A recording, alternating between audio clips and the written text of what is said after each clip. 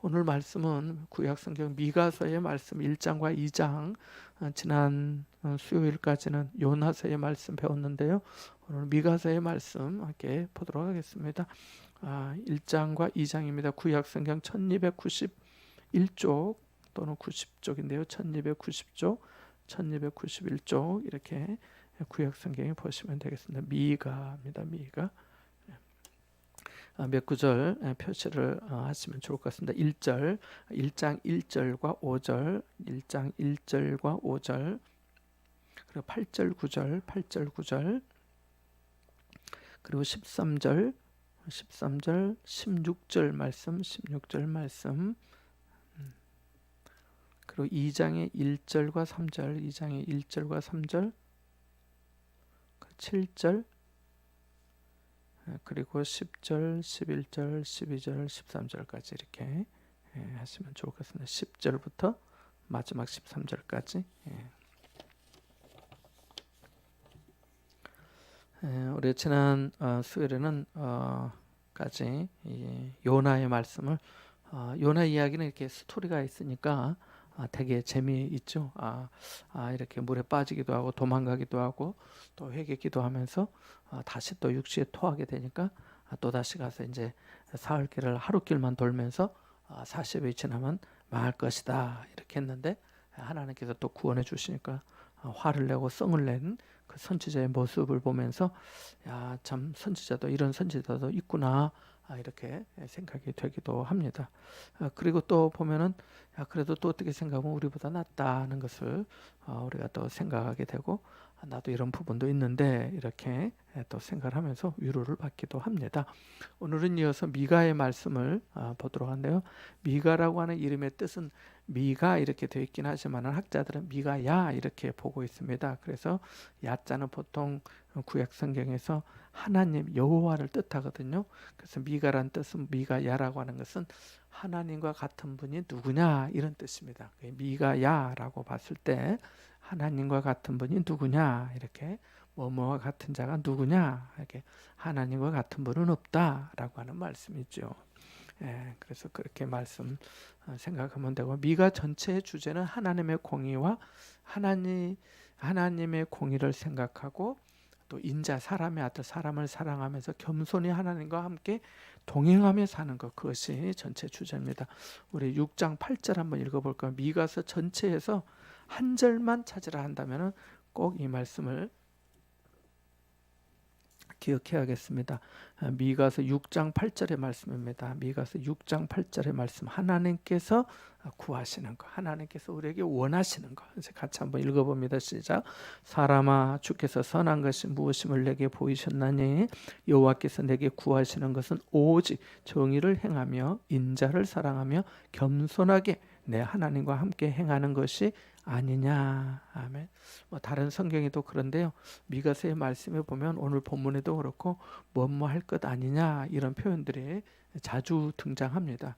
그러니까 부산 사람들이 미가 구약 성경 말씀을 많이 보고 언어를 대화를 익숙하게 배우지 않았나 이런 생각이 들 정도로 뭐뭐 했다 아닙니까? 이렇게 맞지 않느냐 행하는 것 아니냐 이렇게 묻고 있습니다. 그래서 6장 8절에 보면 사람아 하나님께서 선한 것이 무엇임을 보여주었는데 이것이 선한 것이고 이것이 하나님께서 여러분에게 당신에게 바라는 겁니다. 구하는 겁니다. 그것은 바로 오직 정의를 행하며 인자를 사랑하며 겸손하게 하나님과 함께 동행하는 것이 아니겠습니까? 라고 하는 말씀입니다. 그래서 미가야 선지자는 여기 남유다에서 활동을 한 것으로 알려져 있습니다. 1장 1절 말씀 우선 읽어볼까요? 같이 봅니다. 시작.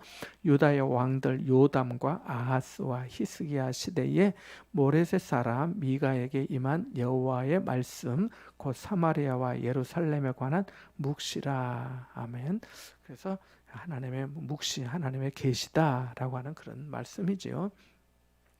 그래서 유다 북이스라엘과 남유다가 있는데 남쪽의 왕들이 열거되어 있습니다. 요담 왕도 있고 아하스 왕도 있고 그 유명한 15년의 생명을 연장받은 히스기야 왕도 나오네요.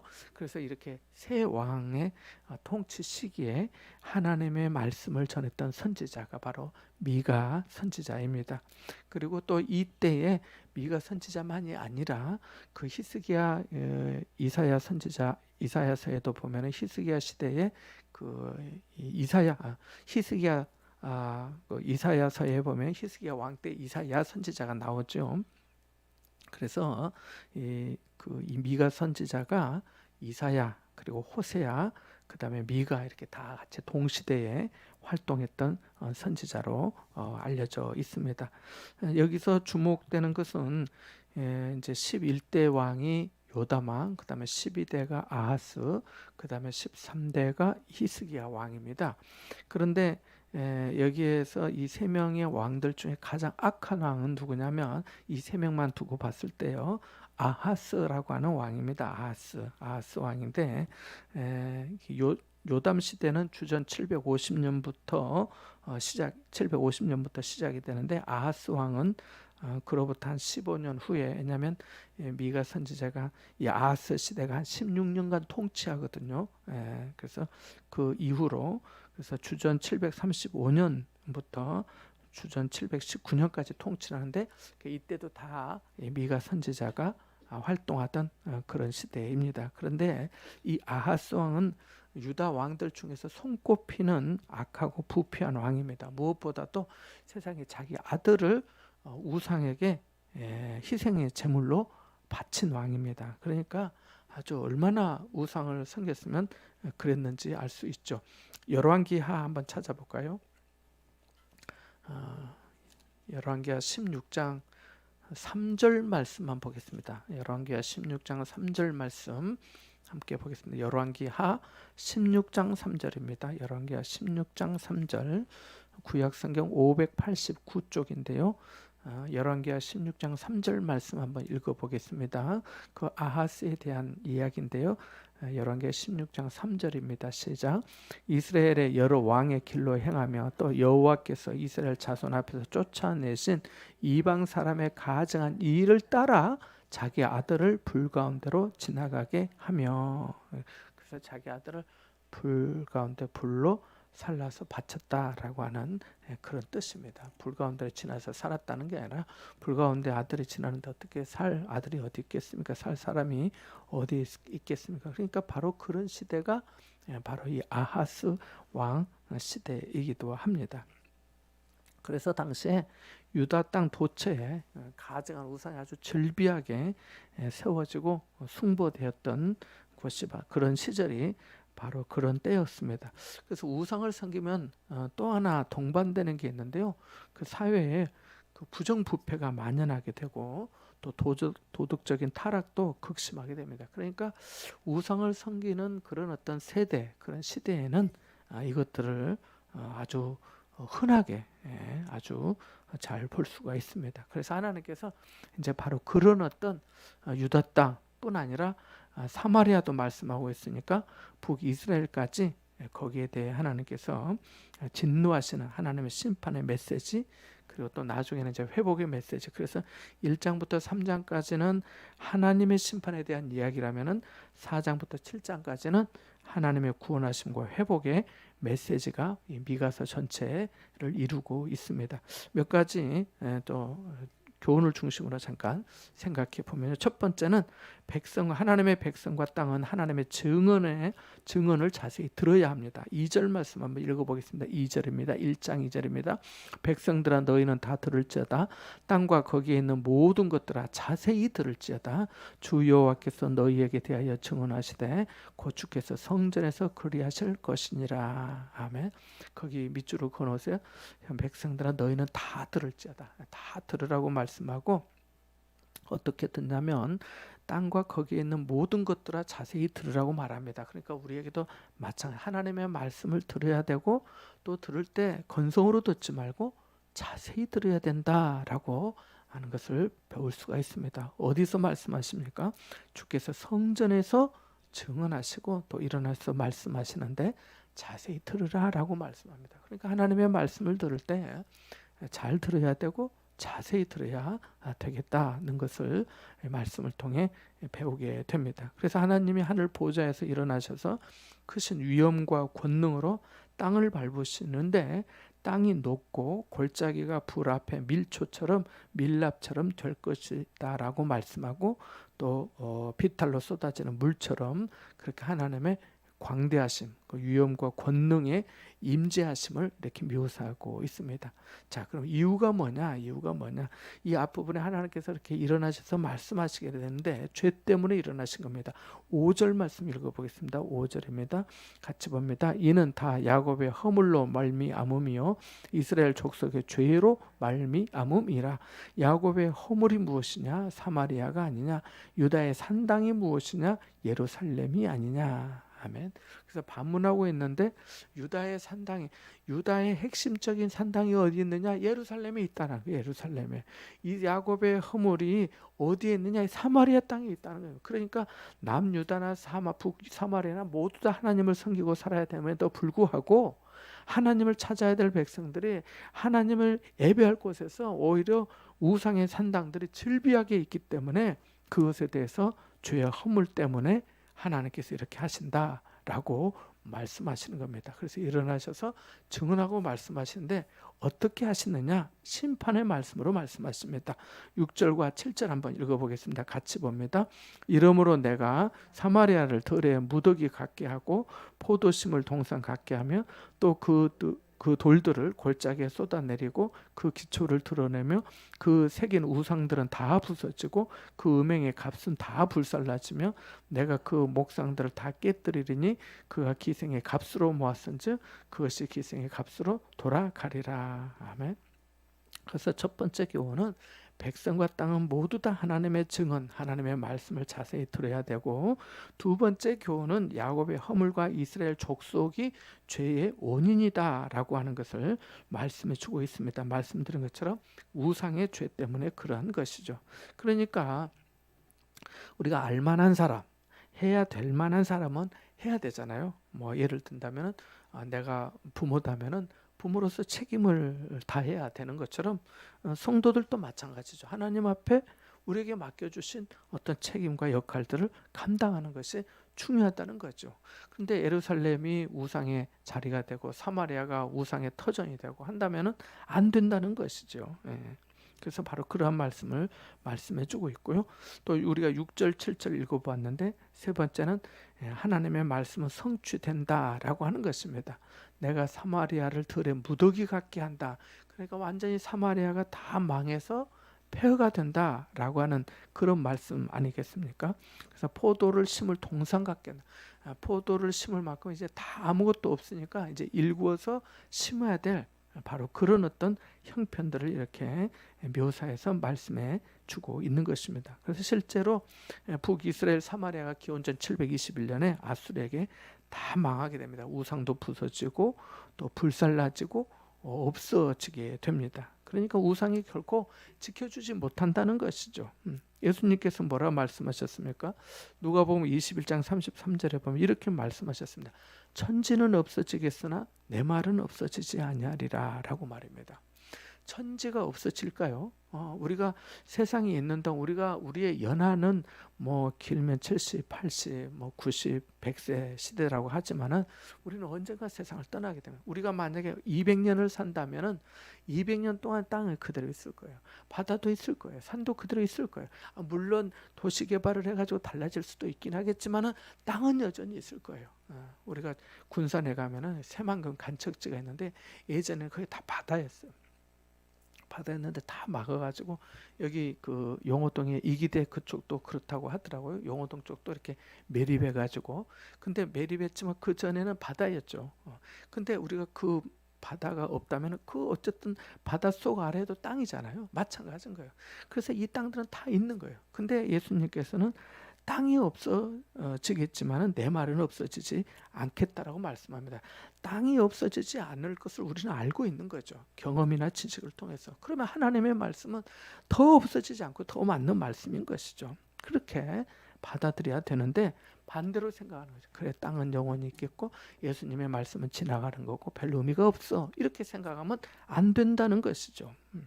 그런데 하나님께서 말씀하신 대로 들무더기 같이 되게 한다고 하는 대로 말씀하신 대로 하나님의 말씀이 성취된다라고 하는 것을 우리가 분명하게 생각해야 될 것입니다. 하나님의 말씀이 성취된 것을 믿을 때 그 말씀에 순종하게 되죠. 그렇지 않으면은 우리가 뭐 순종하거나 기도하거나 봉사하거나 선을 행하거나 의를 행하거나 또 하나님 앞에 예배할 이유가 뭐가 있겠습니까? 그래서 하나님의 말씀에 대해서 성취됨을 우리가 확신하고 이 말씀을 붙들고 이 말씀의 생명과 소망과 구원이 됨을 알고 또 의지하며 살아가야겠습니다. 네 번째 본문에서 교훈은 하나님의 심판에 애통해하지 않고 두려워하지 않을 수 있겠냐는 것입니다. 8절과 9절 한번 읽어볼까요? 1장 8절 9절입니다. 이러므로 내가 애통하며 애곡하고 벌거벗은 몸으로 행하며 이는 그 상처는 고칠 수 없고 그것이 유다까지도 이르고 내 백성의 성문 곧 예루살렘에도 미쳤음이라. 아멘. 그래서 이게 이제 선지자가 자기가 고백하는 거죠. 내가 애통하고 애곡하고 하나님의 말씀에 대해서 두렵고 떤 것이죠. 너무너무 슬프고 애통이 하는 겁니다. 그래서 9절에 보면 그 상처는 고칠 수 없고 그것이 유다까지 이르렀다라고 말씀합니다. 그러니까 예루살렘에도 미쳤다고 하는 것은 북이스라엘의 그 사마리아의 그 우상의 영향이 남유다 예루살렘에까지 영향을 미친다는 거죠. 그러니까 우리들도 그렇죠. 우리가 누룩이 쫙 퍼지는 것처럼 또 좋은 어떤 영향이 있으면 좋은 영향이 퍼지고 또 부정적이고 나쁜 영향이 있으면 그것이 퍼지는 것처럼 우상도 그랬다는 거예요. 나중에 여기 13절 말씀 한번 읽어볼까요? 13절 말씀 한번 읽어보겠습니다. 1장 13절입니다. 라기스 주민아 너는 준마의 병거를 메울지어다. 라기스는 딸 시온의 죄의 근본이니 이는 이스라엘의 허물이 네게서 보였음이니라. 아멘. 여기 8절과 9절에서 그 북이스라엘의 그 우상의 영향이 예루살렘에까지 남쪽 유다 나라까지 다 영향을 미쳤다고. 그래서 너무 애통해하고 슬퍼하고 있는 선지자의 모습을 8절과 9절에서 보게 되는데요. 10절부터 13절 사이에는 도시의 이름들이 나옵니다. 성읍의 이름이 나오는데 가드에 알리지 말고 도무지 울지 말고 베들레아브라에서 티끌이 굴렀다고 말하고 사빌 주문도 나오고 또 사난 주민도 나오고 벳에셀도 나오고 마롯 주민도 나오고 이렇게 계속해서 열거되어 있는데 그 성읍들은 블레셋 지방하고 남쪽 유다하고 그 경계에 있는 성읍들입니다. 그래서 그쪽에서부터 다 이 우상이 다 물들어서 온 거라는 것을 열거해 주고 있고 또 이 성읍들이 가지고 있는 특징은 뭐냐면 그때 당시 고대 시대에서 전쟁하면은 전쟁을 아무데나 가지 않잖아요. 큰 길로 가든지 전략적인 요충지를 거쳐서 가잖아요. 예를 들면 뭐 우리가 동네를 뭐 외구가 쳐들어와서 함락시키려고 할 때 어디를 통해서 이렇게 온다 뭐 이런 게 있잖아요. 그런 거와 마찬가지 길목에 있는 성읍들이 금방 열거된 성읍들이라고 합니다. 특별히 라기스도 마찬가지입니다. 라기스에는 너는 준마의 병거를 메울지어다. 그러니까 여기는 아주 전략적인 요충지어로 알려져 있었습니다. 그런데 바로 그 길목을 통해서 우상이 들어온 거예요. 그러니까 이스라엘의 허물이 내게서 보였다라고 말씀해 주고 있습니다. 그래서 이런 것들을 생각하면서 어떻게 애통하지 않을 수 있겠는가, 두려워하지 않을 수 있겠냐라고 하는 것입니다. 그래서 시간의 차이는 있지만 결국 북이스라엘은 남쪽 유다가 다 망하게 됩니다.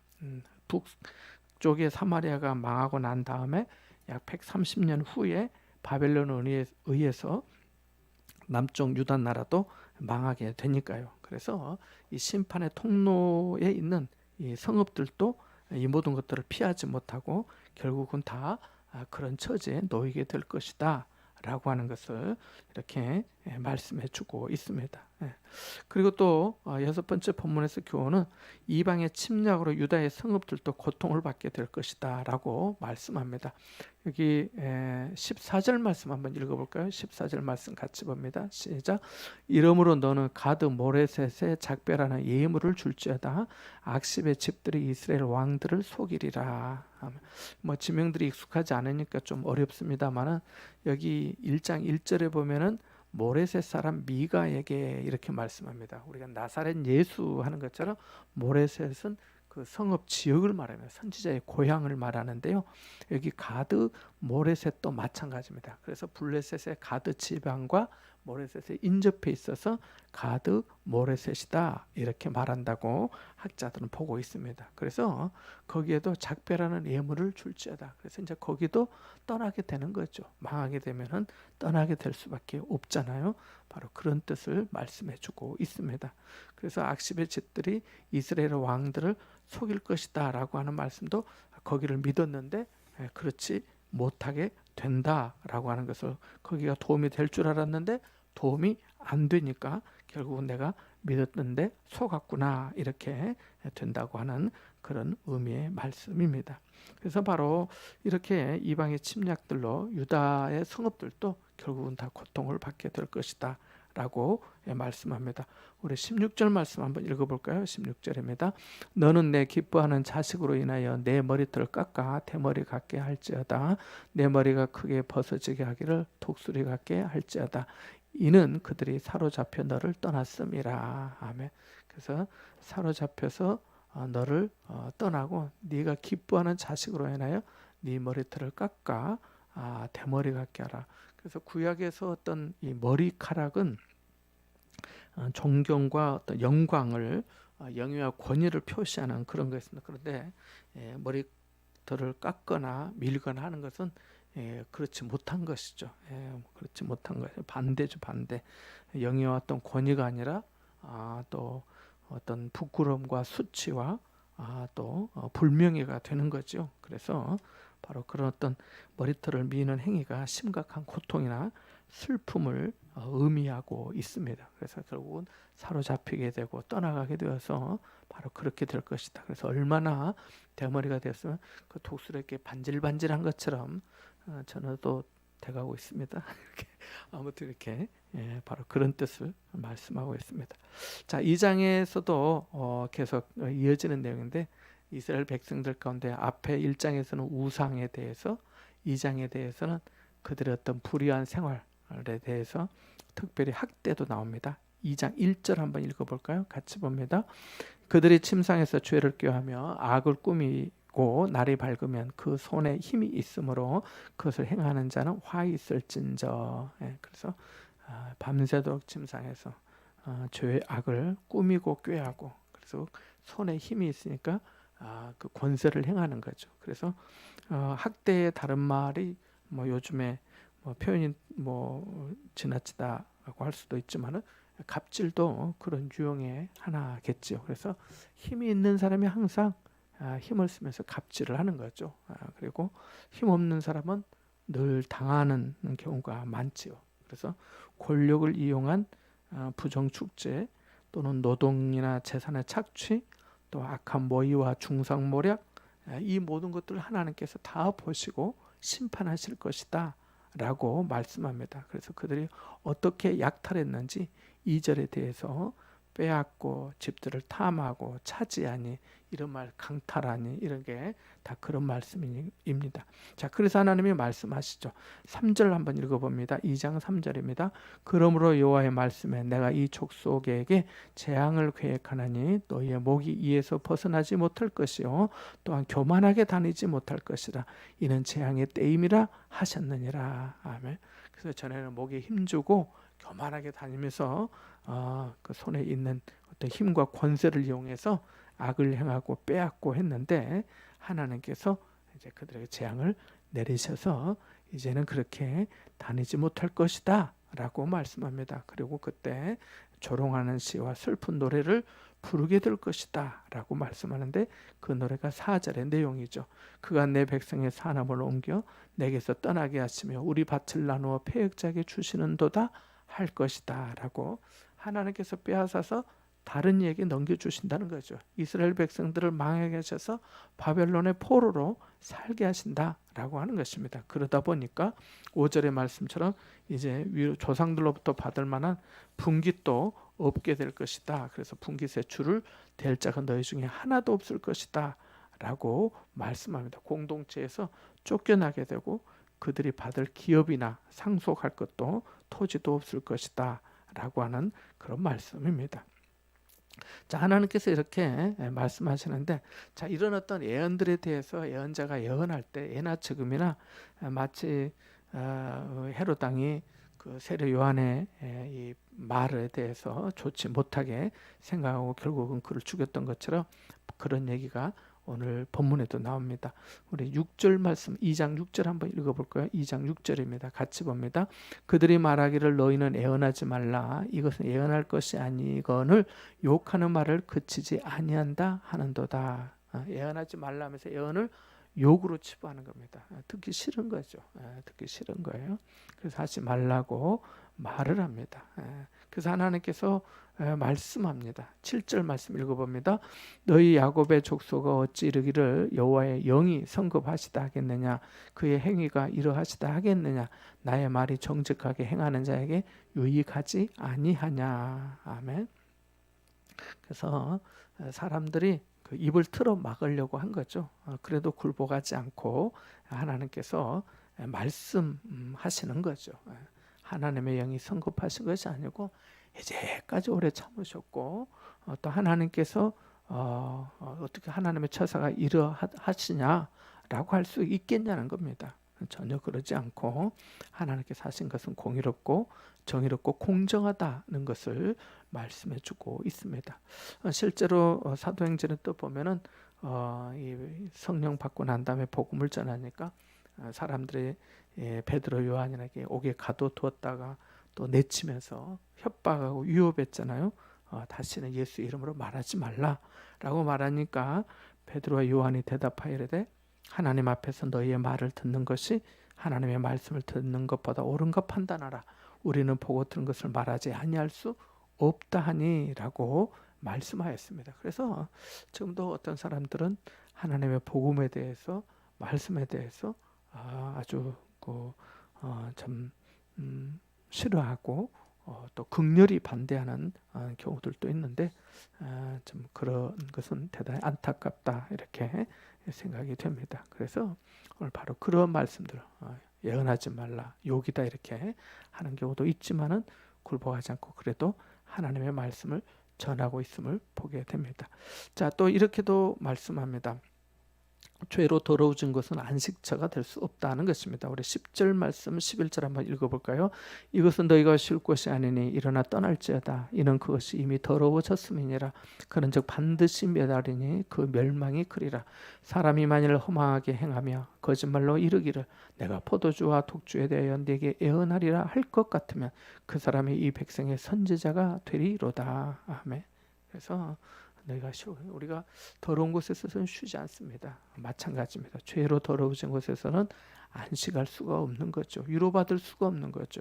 그래서 반드시 그래서 깨끗하게 치우고 다시 해야 되는 겁니다. 11절 말씀에도 그렇습니다. 사람이 만일 허망하게 행하여 거짓말로 이르기를 거짓말. 여기 포도주와 독주에 대하여 네게 예언하리라 할 것 같으면 이 말은 포도주도 많고 술도 많고 이제 우리가 즐겁게 먹고 마십시다. 그러니까 당신 듣기 좋은 소리만 한다면은 내가 그 사람에게는 선지자가 될 것입니다. 라고 하는 말입니다. 그런 사람은 선지자로서 대우를 받을 거라는 겁니다. 그러니까 욕과 같은 재앙과 같은 심판과 같은 의와 같은 그런 말씀을 전하는 것은 하지 말고 듣기 좋은 얘기 포도주와 독주에 대하여 내게 예언하며 그래서 다른 성경에는 포도주와 술이 넘쳐나리라 이렇게 번역이 되어 있습니다. 그 넘쳐날 것입니다 라고 좋은 말을 해주는 사람은 예언자, 선지자 대접을 받을 것이다 라고 하는 거죠. 이것이 이제 말세 때 전형적인 현상 중에 하나인 거죠. 좋은 얘기만 하면은 다 그렇게 사람들이 좋아할 것이다 라고 하는 말을 이렇게 말해주고 있습니다. 자, 그래서 12절 13절 마지막 한 번 더 읽어보고 마치겠습니다. 야곱아, 내가 반드시 너희 무리를 다 모으며 내가 반드시 이스라엘의 남은 자를 모으고 그들을 한 처소에 두개를 보스라의 양떼같이 하며 초장의 양떼같이 하리니 사람들이 크게 떠들 것이며 길을 여는 자가 그들 앞에 올라가고 그들은 길을 열어 성문에 이르러서는 그리로 나갈 것이며 그들의 왕이 앞서가며 여호와께서는 선두로 가시리라. 아멘. 그래서 이제까지와 분위기는 좀 다르죠. 12절 13절에는 하나님께서 남은 무리를 반드시 모으시고 구원하시는데 보스라의 양떼같이 그 처소에다가 이렇게 두시겠다라고 말합니다. 우리는 보스라의 양떼 하니까 뭐 잘 생각이 안 나지만 이 보스라라고 하는 것은 그 에돔 지역의 주요한 요새로 알려져 있습니다. 그래서 양의 우리라고 하는 요새, 우리 이런 뜻이 바로 이 보스라라는 이 단어의 뜻인데 바로 거기에서 양떼를 보호하고 있으면 어느 누구도 무엇도 해치지 못하고 안전하다라고 알려진 것으로 유명했다고 합니다.